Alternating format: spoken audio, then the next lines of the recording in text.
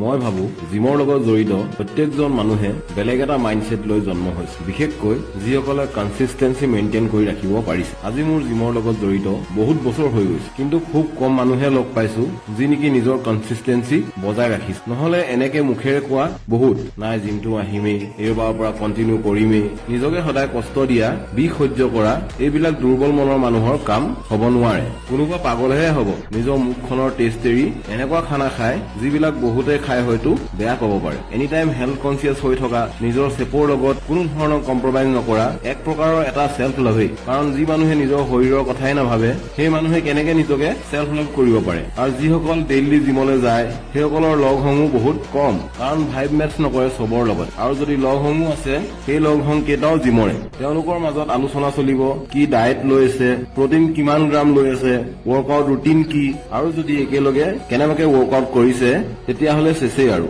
ইজনে সিজনক next লেভেললৈকে push কৰিব। সেইবাবে কওঁ ডেইলি জিমলৈ যোৱা মানুহবিলাক বহুত বেছি ষ্ট্ৰং মাইণ্ডছেট লৈ জন্ম হৈছে।